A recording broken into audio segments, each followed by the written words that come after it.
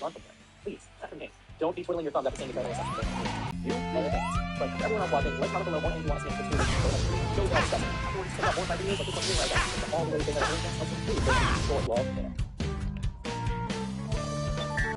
Alright, it is 2025, and even after 3 years, one day in college. I was just the greatest spectacle in the last decade, yet after this record, in terms of having insanely awesome tennis, but also I really do show that Bayonetta she is the best song. And it does so better than any of the predecessors. So why not? How does it feel to compete? Well, usually it feels like there's a lot missing from the experience that it's doing.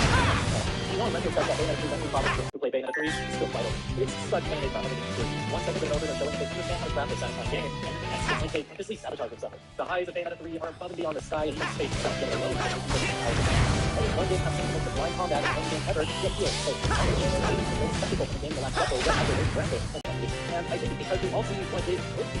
It's so close to one of the best games ever made. You see that every time you game out, the fight was an awesome combat game. The visual war, the feeling of possessing overwhelming power, the satisfying campaign of Bayonetta. Now, Bayonetta 3 shows that Bayonetta is the process.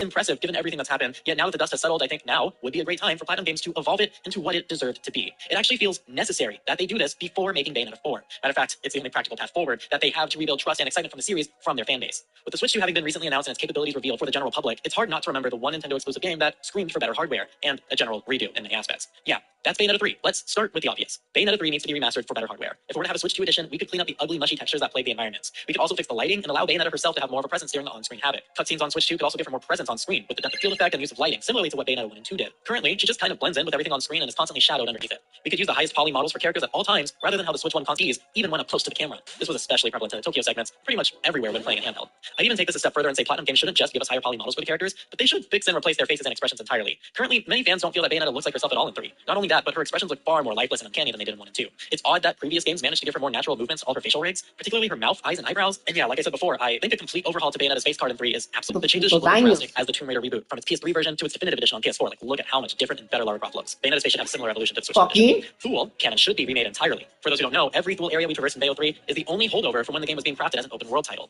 You'll notice it's actually far lesser quality as such. So I'd love to think that Platinum Games has just biting their nails the last couple of years, but I've been working on completely remaking this area for a remaster. It's straight up